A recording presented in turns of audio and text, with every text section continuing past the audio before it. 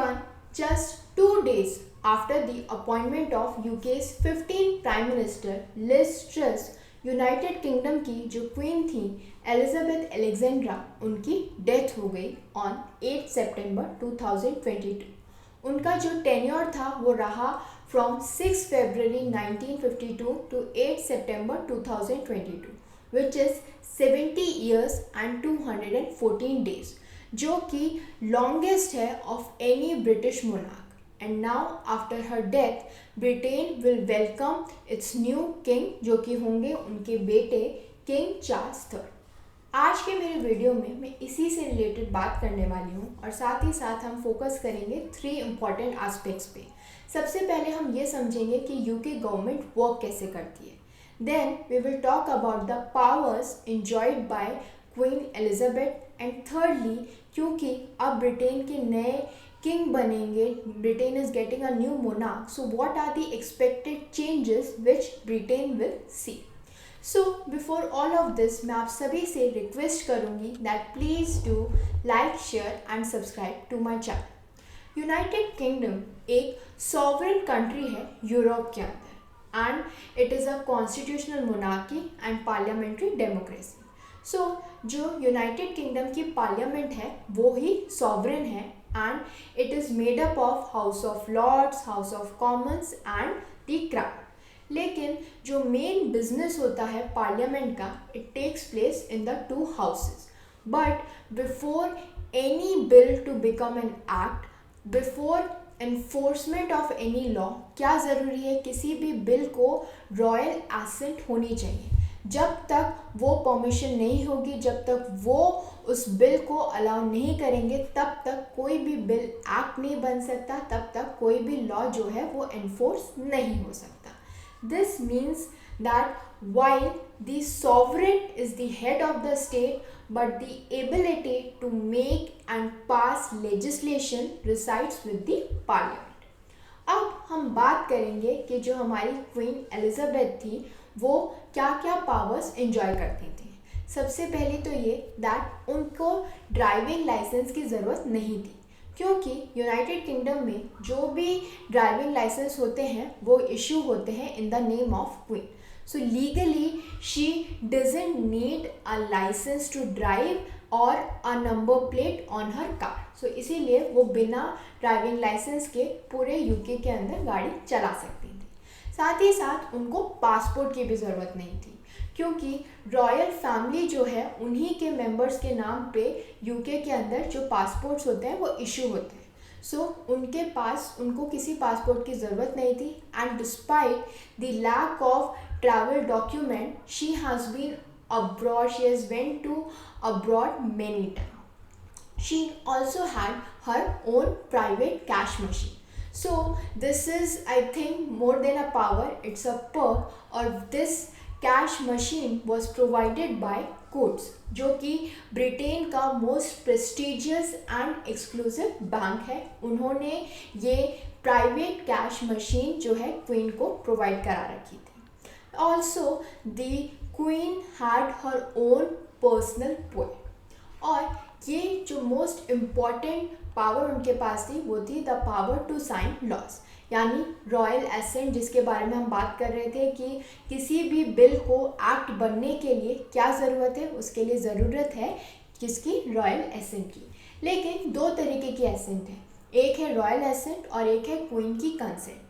Royal assent is required for any bill to become an act. लेकिन अगर हम बात करें क्वीन की कंसेंट की, तो क्वीन की कंसेंट उन मैटर्स में रिक्वायर्ड है, it is required for debating on any topic, on any law in the parliament. और अगर जिस पे डिबेट होने वाली है it is related to the interest of the monarch, so उस केस के अंदर उस बिल पे डिबेट करने से पहले उन्हें कंसेंट लेनी पड़ेगी क्वीन की।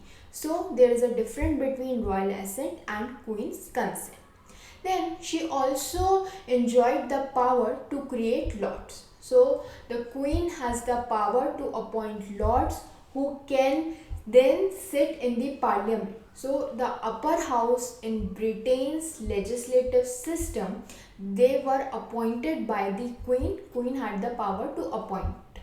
साथ ही साथ क्वीन के पास पावर थी that she doesn't have to pay any tax, लेकिन क्वीन जो है इस पावर को एक्सरसाइज नहीं कर रही थी and she had been voluntarily paying the income tax and capital gain tax since 1992।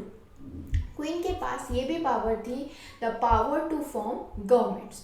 सो ये जो पावर थी क्वीन के पास वो 2011 तक थी। इनिशियली उनके पास पावर थी कि वो किसी भी जो गवर्नमेंट है उसे डिज़ोल्व कर सकते हैं, पार्लियामेंट को डिज़ोल्व कर सकते हैं और एक जनरल इलेक्शन करा सकती हैं, लेकिन ये पावर जो है उनके पास ख़त्म हो गई इन 2011। Now a two-third vote in the Commons is required to dissolve Parliament before 5-year fixed term is up.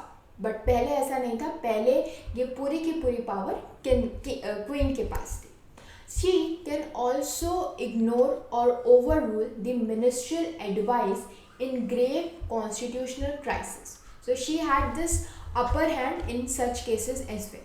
And she was also immune from prosecution, क्योंकि जो सारे prosecution होते हैं यूके के अंदर they are carried in the name of the sovereign and she was immune from prosecution and cannot be compelled to give any evidence. So इसका मतलब ये होता है, in theory ये माना जाता था that the sovereign is incapable of thinking or doing anything wrong. So इसीलिए उनके खिलाफ कोई भी prosecution नहीं हो सकता. So these were the major powers enjoyed by Queen Elizabeth. इसके अलावा और भी बहुत सारी पावर्स हैं but these were the main one, so मैंने इन्हीं को इंक्लूड किया। अब हम बात करेंगे हमारे थर्ड इशू की, विच वॉज कि since the Britain is getting its new monarch, so what are the expected changes which the Britain will see. सबसे पहला चेंज जो होगा वो होगा करेंसी में। अभी तक करेंसी के अंदर जो है क्वीन एलिजाबेथ की फ़ोटो थी, उनका पोर्ट्रेट था and she has been gracing these coins in Britain since she took the throne. अब हर डिकेड के अंदर, हर 10 साल के अंदर जो है नए कॉइन्स डिज़ाइन होते थे। Now since she has died and Britain has got its new king, so अब उनका पोर्ट्रेट जो है वो इन कॉइन्स और उन ब्रिटेन की करेंसी पे हम देखेंगे। एक चीज़ अगर आप लोगों ने नोटिस की होगी कि queen Elizabeth was depicted always facing towards the right, लेकिन अब जो नई करेंसी आएगी जिसमें किंग चार्ल्स का पोर्ट्रेट होगा, his face will be left. ऐसा क्यों होता है?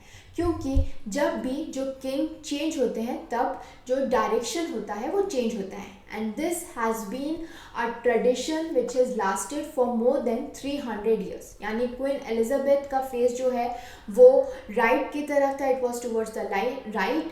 किंग चार्ल्स का जो है वो लेफ्ट होगा, और अब किंग चार्ल्स के बाद जब भी कोई किंग बनेगा उनका अगेन राइट होगा। So there has been change of sides and this has been a tradition for last 300 years. Next change जो आएगा वो आएगा वहाँ की नेशनल एंथम में। अभी तक नेशनल एंथम में जो लाइन आती थी गॉड सेव्स द क्वीन, वो अब चेंज होके जो है वहाँ पे गॉड सेव द किंग हो जाएगा। सिंस 1952 जब से क्वीन एलिजाबेथ वहाँ की रानी बनी, क्वीन बनी, तब से ये लाइन जो है वहाँ के नेशनल एंथम में थी, लेकिन अब क्योंकि वहाँ के किंग चेंज हो गए हैं तो अब जो लाइन नेशनल एंथम में चेंज होगी that will be God save the king. Next change जो आ सकता है वो हो सकता है फ्लैग के अंदर। King Charles III could get a new personal flag. Right now he has an exclusive flag which is being used in Wales, so ये change भी हम देख सकते हैं। Next change that can be seen is in the postal system symbols. Up till now there was Queen Elizabeth whom we can see on UK's postage stamps, but now it is expected that the new stamps will be printed depicting King Charles III. So this was all about all the 3 major issues which we discussed. I hope this information was helpful to all of you. Please do like, share and subscribe to my channel. Thank you.